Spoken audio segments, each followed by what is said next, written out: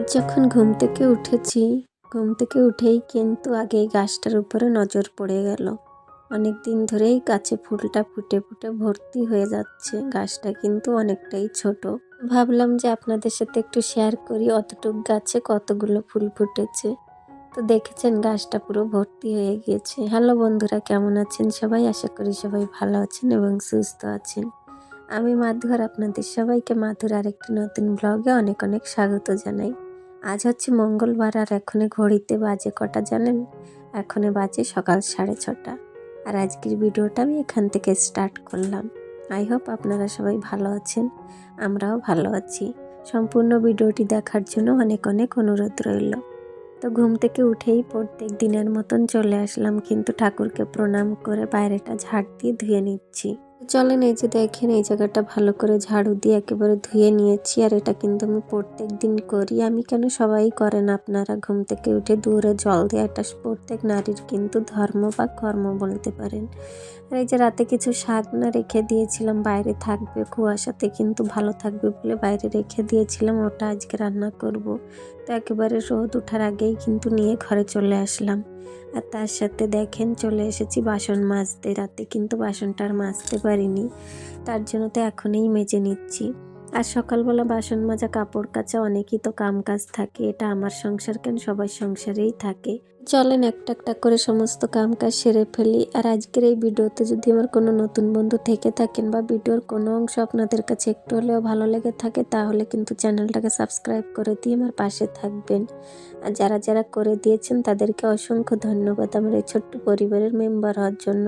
তো চলেন, ওদিকে দেখেন বাসনটা মেজে কিন্তু ঝাড় ঠাড় দিয়ে চলে আসলাম। এই যে দেখেন গাছগুলোতে জল দিতে আর কি অবস্থা হয়েছে, দেখেন পুরোই ঢলে পড়েছে গাছগুলো।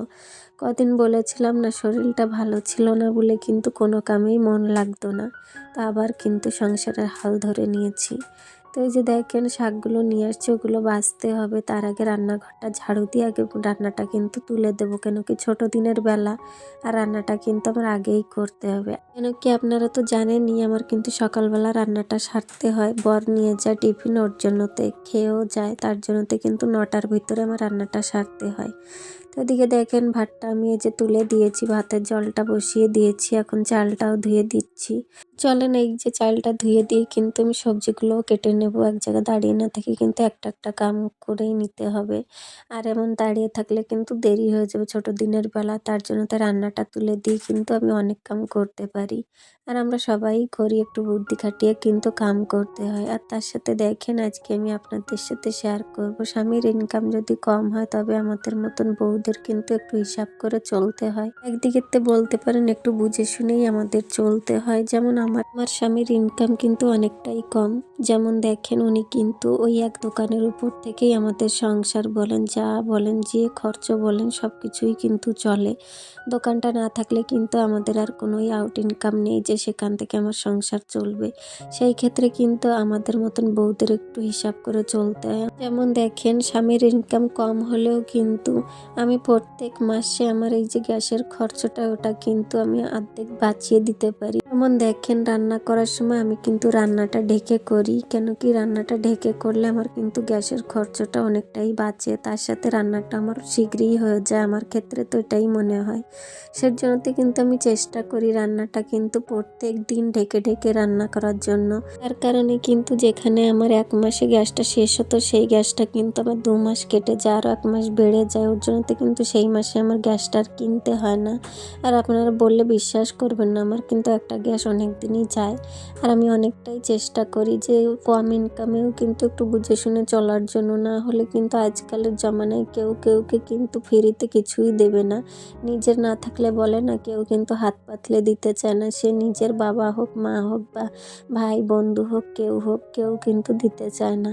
তার জন্য তো সবসময় চেষ্টা করি নিজে একটু বুঝে শুনে চলার জন্য। আর আমি দেখেন যখন রান্না করি তখন চেষ্টা করি, ভাত বলেন তরকারি বলেন, আমি কিন্তু ঢেকে ঢেকে রান্না করার চেষ্টা করি। আর কম জালে রান্না করবেন, দেখবেন ঢেকে ঢেকে অনেকটাই ভালো হয়। রান্নার কাছে মনে হয় অনেকটাই শীঘ্রই হয়, যার কারণে কিন্তু আমার মাসে অনেকটাই খরচ বেঁচে যায়। আর এখন তো জানেন একটা গ্যাস কিনতে গেলে কিন্তু 800-900 টাকা ধোয়া। তার জন্য তো দেখেন মাসে যদি 800 টাকাই বাঁচাতে পারি, ওরকম সংসারে অনেকই জিনিস আছে যেখান থেকে আমরা কিন্তু অনেক অনেক টাকা বাঁচাতে পারি। আর সেটা কিন্তু আমাদের সেভিং হয়ে যায়। তাছাড়া দেখেন আমরা কিন্তু টাউনে বসবাস করি, সেজন্যতে কিন্তু আমাদের কাছে আর কোনো অপশনও থাকে না গ্যাস বাঁচানোর। যেমন গ্রাম গাঁয়ে থাকলে কিন্তু বাইরে উনুন থাকে, কাঠের জালে কিন্তু অনেকটাই গ্যাস বাঁচানো যায়। কত মানুষ তো কাঠের জালেই রান্না করে, গ্যাস ইউজ না করে। আর তখন কিন্তু অনেক কিছু দিয়েই বাড়ির এটা ওটা ফেলানো জিনিস দিয়েও রান্না করা যায়। কিন্তু আমাদের মতন এই যে টাউনে থাকলে কিন্তু এই গ্যাসের উপরেই আমাদের রান্না বাড়া, জল গরম যা বলেন সব কিছু কিন্তু এই গ্যাসের উপর থেকেই হয়। তার জন্যতে কিন্তু আমাদের একটু বুঝে শুনে খরচ করতে হয়। আর আজকালের জমানায় তো তরকারির থেকে আরম্ভ করে পাট চপ্পল পর্যন্ত কিন্তু অনেকটাই দাম। সেই ক্ষেত্রে কিন্তু সব কিছুই আমাদের একটু বুঝে শুনে খরচ করতে হয়। তাছাড়া কিন্তু আপনারাও চাইলে এই জিনিসগুলো নিজেরাও করে দেখতে পারেন। দেখবেন যেখানে আপনাদের 1 মাসের গ্যাসটা খরচ হয়ে যেত, সেখানে কিন্তু 1.5 মাস 2 মাস কেটে যাবে, খরচ কম হবে। তো আমি তো এইভাবেই কিন্তু আমার গ্যাসের অনেকটাই খরচ বাঁচাতে পারছি। তো চলেন, এদিকে কিন্তু কথা বলতে বলতে আমার রান্নাটাও কমপ্লিট। আর ভাজা হতে গেলে তো জানেন একটু সময় লাগে, ওর জন্যতে কিন্তু এ চুলো তো ও চুলোয় বসিয়ে দিয়েছিলাম। তো এখন একটু এই যে নামিয়ে নিয়েছি, তার সাথে তরকারিটাও নামিয়ে নিচ্ছি। তরকারিটাও হয়ে গিয়েছে। তো পালং শাকটা কিন্তু আমি আজকে ওলকপি আলু দিয়েই পাতলা ঝোল করেছি, মাছ টাছ দিইনি কিছু। তো আজকে মঙ্গলবার আর হাজব্যান্ড কিন্তু এখনও উঠিনি। তো উনি উঠতে উঠতে কিন্তু আমি এই যে রান্নাটাও সেরে নিয়েছি। কপি ভাজা করেছি, সাথে এই যে পালং শাকটা রান্না করেছি আর ভাত করেছি। আর এখানে রান্নাটাও সারতে সারতে দেখেন ছেলেটাও উঠে পড়েছে আর একটা পার্সেল দিয়ে গেল সকাল সকাল। ছেলেটার জন্য কিছু প্যান্ট অর্ডার করেছিলাম অনলাইন থেকে, কেন কি এখন শীতের দিন।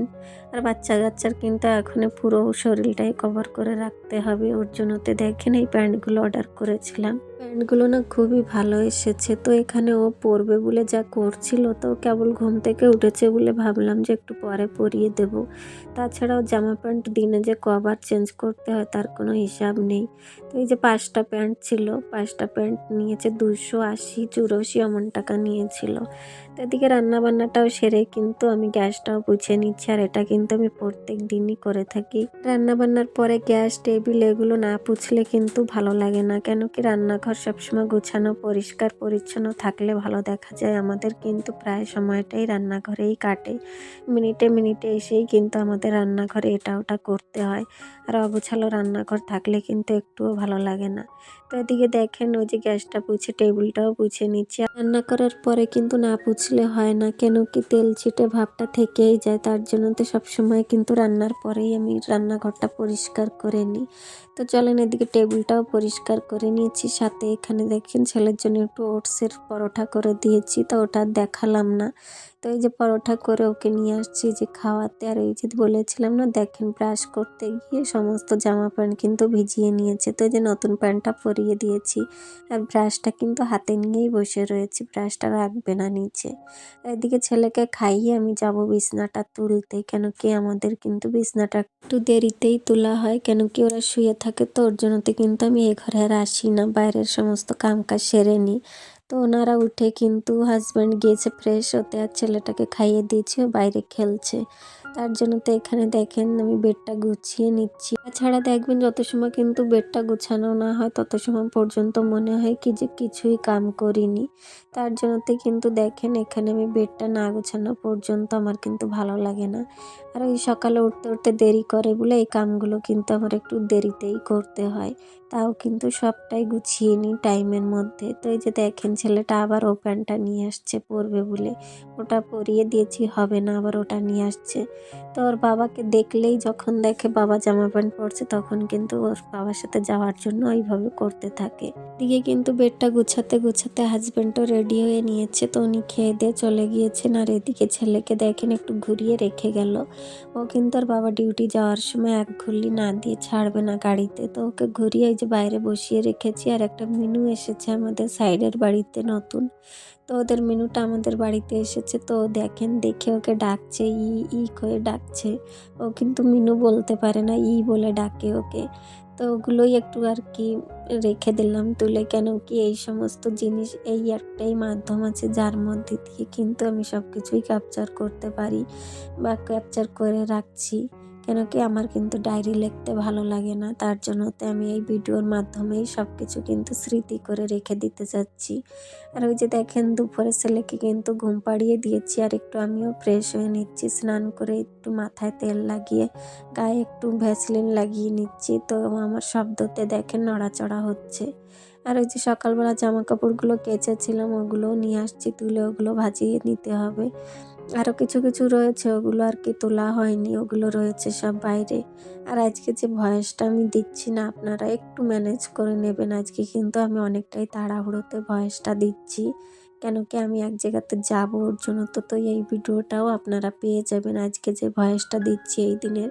তা আমাদের এখানে বলেছিলাম না আজকে বড় একটা মেলা আরম্ভ হচ্ছে, তো ওখানেই যাব, কলসি যাত্রা। তো ওখানে যাওয়ার জন্যই কিন্তু তাড়াহুড়োতে আমি আজকে ভয়েসটা দিচ্ছি। এই যে দেখেন জামা কাপড়গুলো ভাজিয়ে ঘরের ভিতরে নিয়ে যাচ্ছি, ছেলেটা কিন্তু তখন নড়েছিল কিন্তু উঠিনি। জামা কাপড় রেখে চলে আসলাম, দেখেন সমস্ত কিছু উলটপালট, এদিক ওদিক বাচ্চা কাচ্চা থাকলে আর যা হয় আর কি। এখানে একটা ওখানে একটা, এই জায়গাটা ওই জায়গাটা, এগুলো কিন্তু আবার গুছিয়ে রাখতে হয়। আমার ছেলেটা কিন্তু সারা ঘরে রান্না করার জিনিস এনে রেখে দেয়, কেন বলুন তো, ও কিন্তু রান্নাবাটি করতে অনেকটাই পছন্দ করে। ওকে কিনে দিয়েছি খেলনাটা ছোট ছোট, ওগুলো পছন্দ করে না, ও বড়টা দিয়েই খেলতে ভালোবাসে। তো ওগুলোই আর কি রান্নাঘরেতে নিয়ে নিয়ে এসেই খাটের উপরে উঠে খেলতে থাকে। তো এদিকে দেখেন বালিশের কাভারগুলো অনেক দিন হয়েছে, বালিশগুলো রোদে দিয়েছিলাম আর কি, ভর্তি করা হয়নি, তো ওগুলো এখানে বসে বসে ভর্তি করে নিচ্ছি। তার মধ্যে ছেলেটা উঠে পড়েছে। তোর বাবা রাতে কটা চকলেট এনেছিল, সেরে রেখেছি, তো একটা দিয়ে দিয়েছি ওকে খেতে। ও বসে বসে খাচ্ছে, এখানে বসে বসে না, দাঁড়িয়ে দাঁড়িয়েই খাচ্ছে। মধ্যে কিন্তু আমি দুপুরের খাওয়াটাও কমপ্লিট করে নিয়েছি। আমি এখন যাব ওকে নিয়ে একটু ঘোরাতে। আর এখন বাজে কটা জানেন? এখন বাজে কিন্তু বিকাল 4টে। আর এখন যেহেতু শীতের বেলা, সেহেতু কিন্তু বিকাল 4টে হলেও দেখেন রোদের কিন্তু কোনোই জোর নেই। তো এই যে নিয়ে আসছি ওকে, কিন্তু আমি একটু সংসারের কাজের থেকে সময় বের করে ওর পিছনেও একটু সময় দিই, না হলে কিন্তু ও আমাকে ছাড়া আর কেউ নেই ওর এখানে, যে ও তার সাথে খেলবে, ঘুরবে, ও কেরুর কাছে থাকবে। তো ওখান থেকে এসে কিন্তু চা খেয়েছিলাম বিস্কুট দিয়ে, ওসব আর দেখাতে পারিনি। চলে আসলাম সিধা রাতের রান্নাটা নিয়ে। এসে কিন্তু সন্ধ্যাটা দিইনি, কেন বলুন তো, আমার পিরিয়ড চলছে, ওর জন্য তো সন্ধ্যাটা দেওয়া হয়নি। তো এখানে যা সকালে রান্না করেছিলাম অল্প অল্প রয়েছে, দেখেন হাজব্যান্ডকে দিয়েও কিন্তু অনেকটাই থেকে যায়, সেগুলো কিন্তু আমি খেয়ে পারি না। তো থেকে যায় ওটা আবার রাত্রে কিন্তু গরম করে দিয়ে দিই। তো এখানে সয়াবিন করছিলাম, সয়াবিনটা রান্না করছিলাম, আর আপনাদের সাথে কিছু দেখানোরও আছে। কাল কিন্তু কিছু সামানও নিয়ে আসছিল হাজব্যান্ড, ওগুলো কিন্তু আমি সব বের করে করে আজ পুরো দিনটাই রান্না করেছি। তো ভাবলাম যে ওগুলো আজকে একটু ভর্তি করে রেখে দিই, যা যা খালি হয়েছে। আর আপনাদের বলেছিলাম না, আমাদের কিন্তু মাসে 3বার বাজার করা হয়। তো আজকে যে সমস্ত জিনিস দেখছেন ওগুলো কিন্তু ডাল, যে শুকনো বাজারগুলো আছে ওগুলো, আর তার সাথে ছেলেটার জন্য কিছু খাবার, এগুলো এখন সব ভর্তি করে রাখবো। আমরা ইচ্ছা করলে পুরো বাজারটাই আনতে পারি, কিন্তু হাজব্যান্ড বলে যে অত টাকা আমি একসাথে দিতে পারবো না, তার জন্যতে কিন্তু অল্প অল্প করেই আনে। আর আমাদের ছোট সংসারগুলোই কিন্তু সবসময় বেশি দরকারও পড়ে না। আর এই যে যে এনেছে এটা কিন্তু সামনের মাসেও থাকবে, কেন কি আমাদের বাড়িতে অনেকটাই কিন্তু কাঁচা তরকারি খাওয়া হয়, ওর জন্য তো কিন্তু শুকনো খাবার অত একটা খাওয়া হয় না, মাঝে মধ্যেই কিন্তু খাওয়া হয়। ডালটা বেশি চলে, কেন কি ডালটা কিন্তু সোমবার শুক্রবার পরে তখন খেতেই হয়। এই যে দেখেন এই সমস্ত জিনিস এনেছিল, ওগুলো কিন্তু সব ভর্তি করে করে জায়গায় রেখে দিচ্ছে। আর ওদিকে কিন্তু রান্নাটা আমার চলছে। আর ওই যে বলেছিলাম না, ছেলেটা আমার ওই যে রান্না দিয়ে খেলা করে, রান্নাবাটি নিয়ে আমার ঘরের রান্নার জিনিসই নিয়ে কিন্তু খেলতে থাকে। ওই যে ওই দেখেন বারান্দায় সব কিছু নিয়ে আবার জমা করেছে। আর এদিকে আমার রান্নাটাও কিন্তু কমপ্লিট। তো চলেন, এখন ঘড়িতে বাজে রাত 9টা, আর আজকের ভিডিওটা আমি এখানেই রাখলাম। আশা করছি আজকের ভিডিওটা আপনাদের কাছে ভালো লেগেছে। সবাই ভালো থাকবেন, সুস্থ থাকবেন, আর অবশ্যই সঙ্গে থাকবেন, পাশে থাকবেন। দেখা হচ্ছে আরেকটি ভিডিওতে।